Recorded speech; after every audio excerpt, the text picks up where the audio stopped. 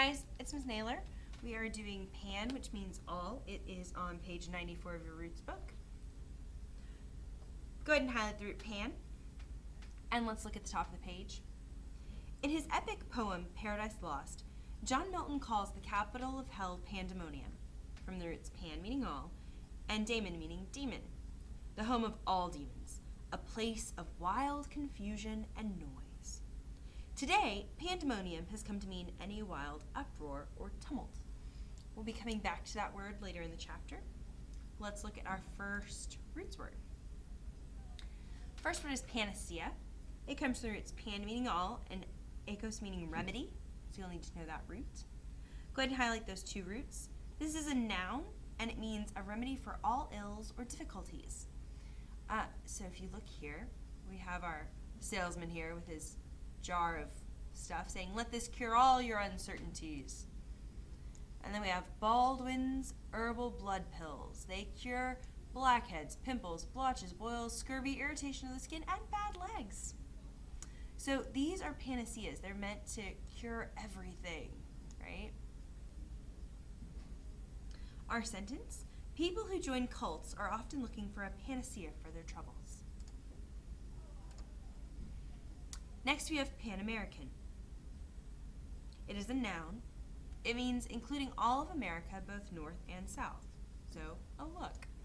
North America, South America, Pan-American. He hopes to participate in the Pan-American Games. And I do want you to look here at this sentence. Pan-American is actually acting as an adjective. It's describing what kind of games, right? It's part of the proper title, so it also is acting like a noun. Words are confusing.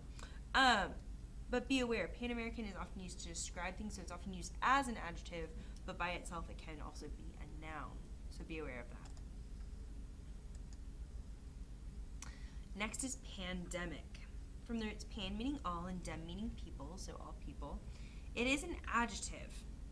And technically it means among all the people, but we really use this definition widespread now. So let's make sure we've highlighted our roots and let's underline our meaning. Here it says the AIDS virus is pandemic, meaning it's everywhere, right? It's widespread. At the moment, we're really looking, though, at Ebola. Ebola is a pandemic in West Africa right now, right? So we're trying to stop it. Look at this tagline. The U.S. is trying to stop an Ebola pandemic, right? Get rid of the Ebola virus. And we did just have our first American case here in the States, so definitely something we're working on right now. So that'll continue to be in the news, I'm sure. Look for that word pandemic. Next we have pandemonium.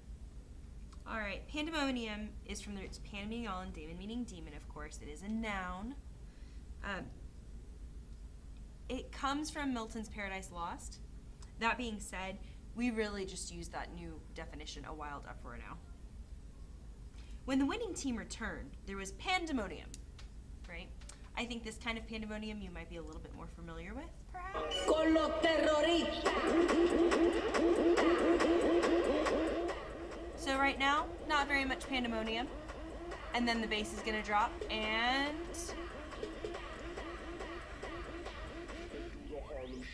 that, my friends, is pandemonium.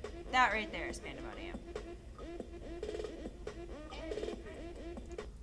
So the difference we have here is, of course, originally you have like one person dancing, everybody else hanging out in the library, it's pretty calm, and then all of a sudden you have all these kids dancing around. That is pandemonium. It is a wild uproar.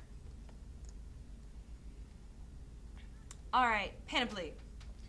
From the roots pan meaning all and hoplin meaning armor, so all armor. It means a full suit of armor, ceremonial attire, or any magnificent or impressive array. The woods, in their full panoply of autumn foliage, were an invitation to photographers. So it's saying here that the trees, right, covered in their pretty orange and gold leaves for fall, just invited people to take pictures. So essentially, panoply means you're dressed up, but generally with some kind of ceremony edge to it.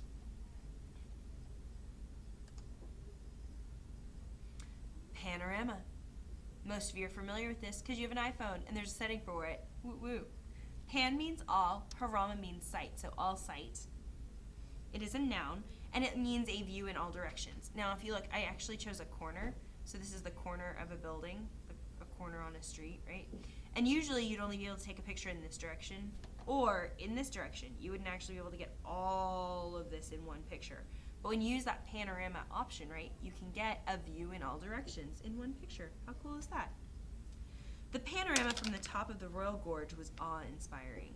That actually sounds really cool. So you'd like be at the top of the gorge and kind of take a picture all the way around. Very neat.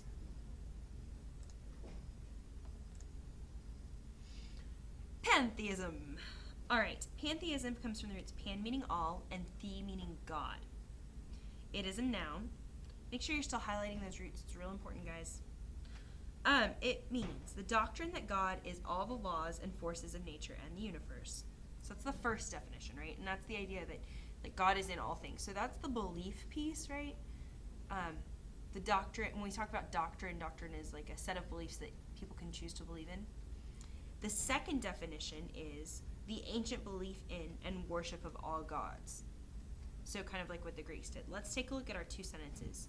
So for that first definition, the idea that kind of God is in all things, right? He turned from the formal religions to a belief in pantheism. So believing in that doctrine, right? And our second sentence, pantheism was the religion of early Rome, right? So we have all of the gods of Rome here.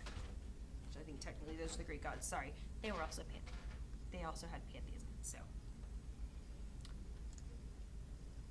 all right, and then pantheon, also a noun and very similar. Okay, but look back here. Pantheism has to do with beliefs, right? Pantheon is a place. So have that in your head. That's how you remember the difference. They're both nouns. One is a set of beliefs and one is a place. So the pantheon is quite literally like a temple of all the gods. And we most frequently think of the pantheon in Rome. It can also be the place of the idols of any group or the idols themselves. So we often use it in common parlance to talk about like a group of some kind. The sentence here shows that really well. Michael Phelps swam his way into the pantheon of American Olympic heroes. Now, obviously, we don't actually have like a place where Olympic heroes are on display. We don't technically idolize them, right? But it's kind of metaphorical here. So the idea that he has joined this very elite group. And our last word, pantomime, from the roots pan meaning all and min meaning to imitate. So to imitate all. It is a noun, a theatrical performance in which the actors play all the parts with gestures and without speaking. Marcel Marceau turned the ancient dramatic form of pantomime into an art. We are going to watch something more funny than artistic, but that's okay. So here you see, and I've turned off the music because there's no speech here, obviously, because it's pantomime. You have the mime, the person doing, and then both of these characters are going to pantomime. He's pretending to walk a dog, right? He's imitating walking a dog, and now they're both petting. And you'll notice that since there is no actual dog, she tried to pet a little tiny dog, and he's like, no, it's a big dog. Silly. And now she's going to give him a dog bone. How cute is that? All right. So those are our words for the root pan. Knock out exercises 1 and 2, please. And good luck on your roots quiz.